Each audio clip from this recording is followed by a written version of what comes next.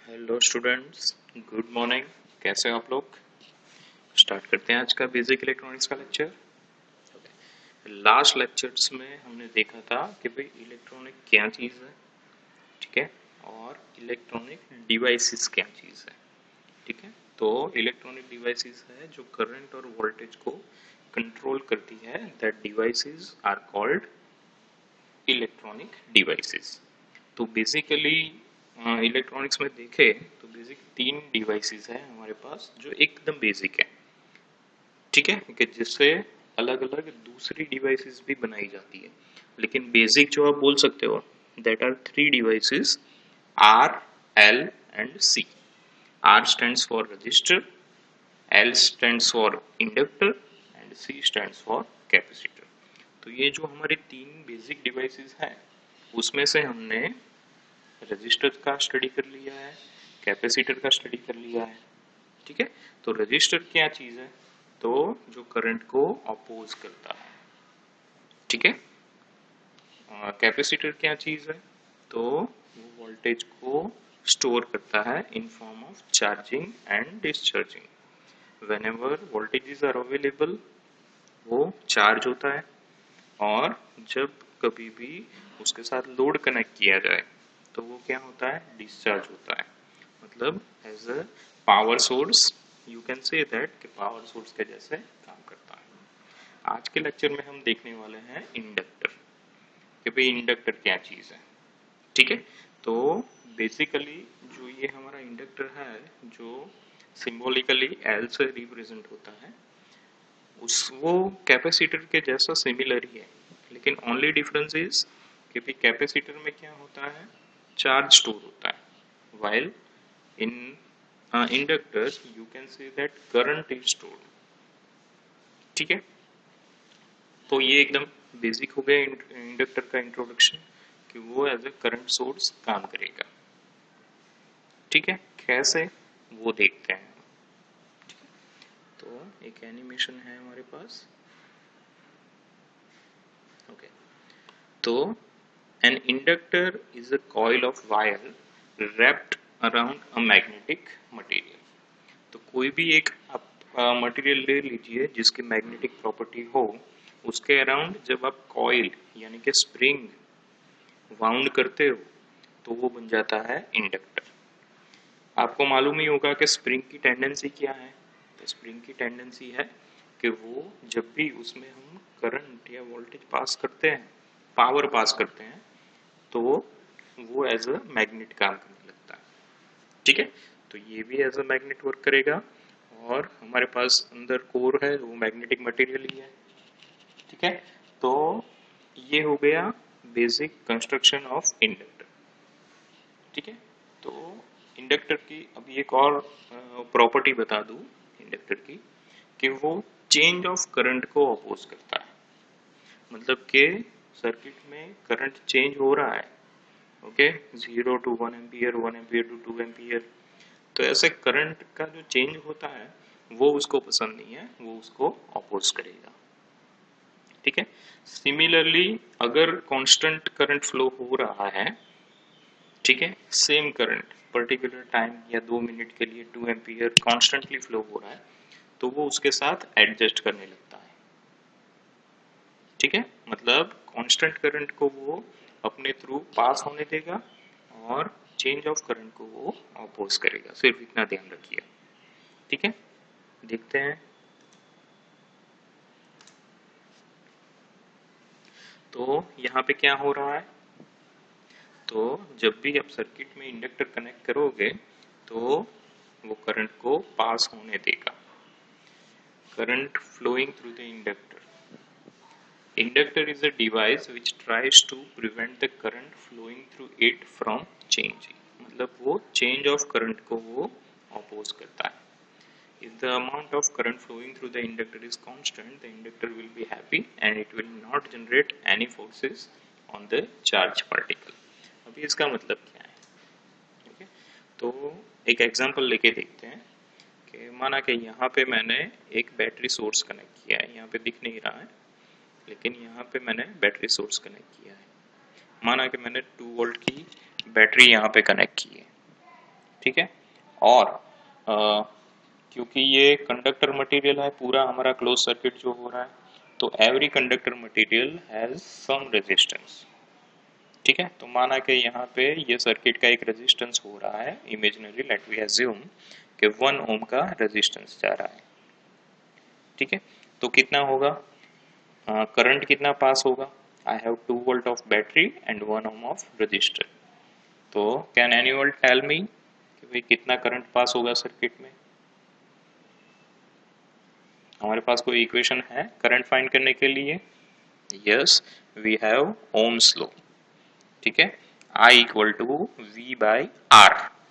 तो V है हमारा 2 वोल्ट, R है हमारा 1 ओम, तो कितना हो जाएगा, 2 ampere current will be flow through it.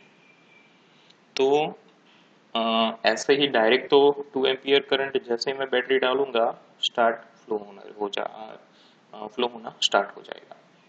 तो मतलब क्या हुआ, रेट ऑफ करंट क्या चीज़ है। तो जब कभी भी यहाँ पे बैटरी कनेक्टेड नहीं होगी तो क्या होगा, यहाँ पे सर्किट में 0 एम्पियर करंट फ्लो हो रहा है। ओके, जैसे ही मैं बैटरी कनेक्ट करता हूँ तो कितना फ्लो होने लगेगा, 2 एम्पियर। ठीक है, तो ये क्या हुआ, चेंज हुआ 0 एम्पियर टू 2 एम्पियर। तो इंडक्टर ऐसे चेंजेस को अपोज करता है। अभी कैसे अपोज करेगा, तो वो उसके अपोज में फोर्स जनरेट करेगा। यानी कि जैसे ही 2 वोल्ट की बैटरी कनेक्ट करोगे तो यहाँ पे 2 एम्पियर करंट फ्लो होना चाहिए 2 वोल्ट की बैटरी से, है ना, लेकिन यहाँ पे फ्लो होगा ओनली 1.5 वोल्ट, 1.5 एम्पियर। क्यों, क्योंकि 0.5 एम्पियर इंडक्टर ऑपोज में फोर्स जनरेट कर रहा है। समझ में आ गया, लेकिन जितना करंट फ्लो होना चाहिए उतना नहीं फ्लो होने देता है। फिर उसके बाद क्या होगा, for particular amount of time, मतलब 1-2 मिनट के लिए 2 एम्पियर कांस्टेंट करंट फ्लो हो रहा है। ओके, बैटरी अपने लगाई हुई है, तो 2 एम्पियर जब फ्लो हो रहा है कंटिन्यूस, तो क्या हो जाएगा, उसको हम बोलेंगे कांस्टेंट 2 एम्पियर। ठीक है, पहले क्या हुआ, 0 0 से 2 एम्पियर गया, फिर 2 एम्पियर कांस्टेंट हो गया। तो ये कांस्टेंट जब हुआ तो इंडक्टर क्या करेगा, एडजस्ट होना स्टार्ट कर लेगा।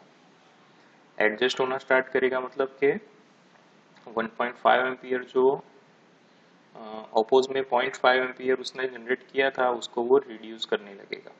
यानी कि आपको टोटल करंट कितना 1.5 से धीरे धीरे बढ़ने लगेगा, 1.6, 1.7, 1.8, 1.9। फिर वो कम्प्लीटली जब एडजस्ट हो जाएगा तो 2 एम्पियर करंट सर्किट में से फ्लो होने लगेगा। लेकिन सिर्फ एक ही रिक्वायरमेंट है कि आपकी बैटरी जो है वो कांस्टेंट 2 एम्पियर करंट फ्लो करे। ठीक है, समझ में आ गया टेंडेंसी।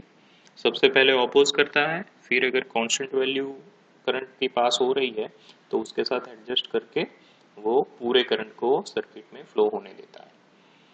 जब ऐसे कांस्टेंट 2 एम्पियर होगा तो it will work as a short circuit, मतलब वो जैसे यहाँ पे है ही नहीं उसके जैसे काम करेगा। ठीक है, तो ये हो गया इंडक्टर का बेसिक। ठीक है, in that case it will work as a normal wire. Okay, अगर फिर से आप इंटरप्ट करोगे, मतलब 2 वोल्ट से 1 एम्पियर, 2 एम्पियर से 1 एम्पियर जाएगा तो फिर से ये करंट का अपोज हुआ तो वो फिर से ऑपोजिट फोर्स जनरेट करेगा। अभी माना कि हमने करंट जो हमारा वोल्टेज सोर्स है उसको ओपन कर दिया, मतलब कि ये स्विचेस मैंने डिस्कनेक्ट कर दिया, तो क्या होगा, तो इसमें जो करंट टेम्पररी स्टोर होगा जितना उसने फोर्स जनरेट किया था, ओके, उसके लिए क्या हुआ, उसके अपने लिए इंडक्टर के लिए फिर से चेंज ऑफ करंट आया। 2 एम्पियर कांस्टेंट फ्लो हो रहा था, आपने स्विच ओपन कर दी तो मतलब कितना फ्लो होने लगेगा, 0 एम्पियर। सो अगेन 2 एम्पियर से क्या हो गया, 0 एम्पियर हो गया, मतलब ये रेट ऑफ चेंज को वो अगेन एक्सेप्ट नहीं करेगा और ऑपोजिट डायरेक्शन में फोर्स जनरेट करेगा। ऑपोजिट डायरेक्शन में जब ये फोर्स जनरेट करता है तो वो क्या रिलीज करता है, करंट को रिलीज करता है। मतलब माना कि यहाँ पे आपने अगर लोड कनेक्ट किया है, रजिस्टर कनेक्ट किया है, तो वो क्या करेगा, करंट को फ्लो होने देगा। ओके, सिंपल अगर आपके पास शॉर्ट सर्किट है तो भी वो सर्किट थ्रू करंट फ्लो होने लगेगा 2 एम्पियर करंट, मतलब at that time it will work as a current source.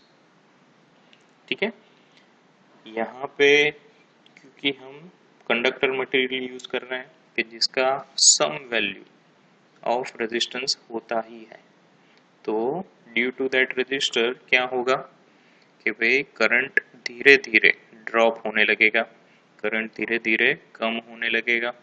If you are using super conductor material which has no resistance value, okay, तो क्या होगा, कांस्टेंट 2 एम्पियर करंट फ्लो होता ही रहेगा, होता ही रहेगा।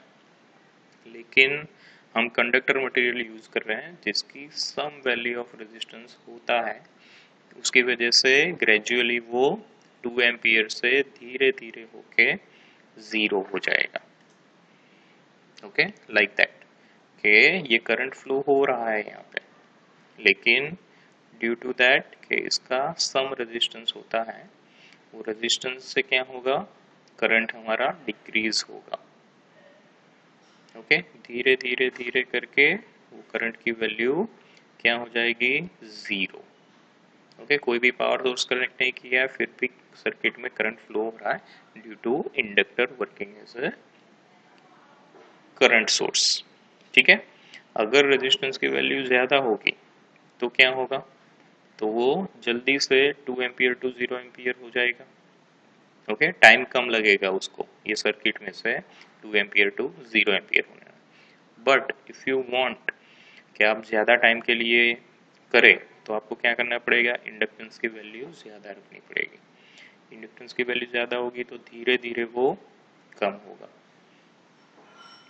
ठीक है, so high value of inductance and less value of resistor is required for a stable output.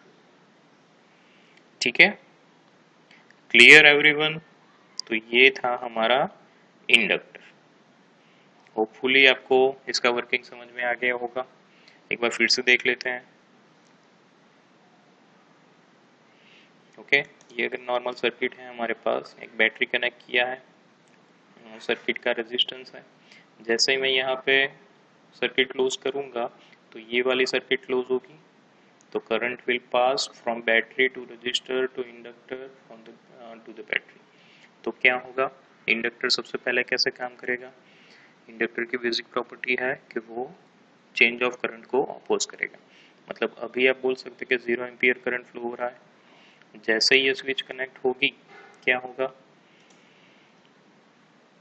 जैसे ही ये स्विच कनेक्ट होगी 2 ampere current will be flow. Okay, that is depends on a battery voltage and register value. तो जैसे ही ये change of current आएगा वो एक force generate करेगा। ठीक है, फोर्स जनरेट किया मतलब जो करंट की ऑपोज में फोर्स जनरेट करेगा। फिर अगर करंट की वैल्यू कांस्टेंट है तो वो फोर्स धीरे धीरे कम हो जाएगा और वो as a short circuit work करेगा, मतलब no any force is generated. Okay, तो मतलब कि पूरा जो 2 एम्पियर करंट फ्लो होना चाहिए वो फ्लो होगा इससे। इसके बाद वो मतलब as a short circuit work करेगा। इसके बाद अगर आप फिर से चेंज ऑफ करंट दे रहे हो, माना कि ये ओपन कर रहे हो स्विचेस, मतलब ये सर्किट पूरी डिस्कनेक्ट हो रही है और दूसरी सर्किट कनेक्ट हो रही है, तो it will work as a current source. Okay, देखिए अभी क्या हो रहा है, ये स्विच क्लोज होगी और ये स्विच ओपन होगी। Again change of current is observe, तो अगेन वो फोर्स जनरेट करेगा, लेकिन ये फोर्स ऑपोजिट डायरेक्शन में होगा, मतलब वो रिलीज करेगा, गेन नहीं करेगा, और वो करंट को पास होने देता है। कब तक पास होने देगा, जब तक ये रेजिस्टेंस वो करंट को डिक्रीज करके जीरो ना कर दे। ओके, माना कि ये तो सर्किट आपने कनेक्ट किया है। ओके, अगर आप कोई सर्किट कनेक्ट नहीं करते हो तो क्या होता है, तो भी इंडक्टर अपना जो चार्ज है अपने मेन से उसको डिस्कनेक्ट कर दिया, तो वो भी अपना चार्ज जो है वो बाय मीडियम ऑफ एयर भी रिलीज कर सकता है। ठीक है, सो होपफुली आपको ये इंडक्टर का पूरा बेसिक समझ में आ गया होगा। तो हमारे पास अभी 3 बेसिक डिवाइसेस का जो इंट्रोडक्शन है वो कंप्लीट हो गया है, R, L and C. Okay, thank you for this lecture students, thank you.